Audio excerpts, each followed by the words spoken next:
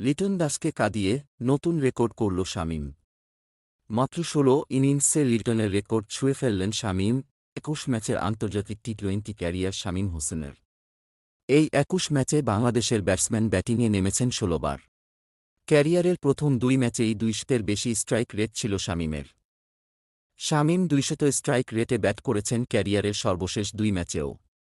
West ইন্ডিজে টানা ২ ম্যাচে ২০০ ছাড়ানো স্ট্রাইক রেট শামীমকে একটি রেকর্ডও উপহার দিয়েছে। আন্তর্জাতিক ক্রিকেটে বাংলাদেশের ব্যাটসম্যানদের মধ্যে সবচেয়ে বেশিবার ২০০ ছাড়ানো স্ট্রাইক রেটের ইনিংস খেলার রেকর্ড এটি। যে রেকর্ডে শামীম আজ ছুঁয়েছেন লিটন দাসকে।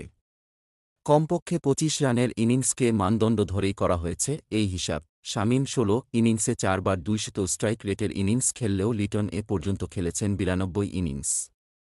অর্থাৎ শামীমের যেখানে প্রতি ৪ ইনিংসে একবার ২০০ ছুঁয়েছে স্ট্রাইক রেট, লিটন তা করেছেন প্রতি ২৩ ইনিংসে। কমপক্ষে ২৫ রানের ইনিংসে ৩ বার ২০০ স্ট্রাইক রেটে ব্যাট করে এই রেকর্ডে বাংলাদেশের তৃতীয় সেরা মাহমুদুল্লাহ।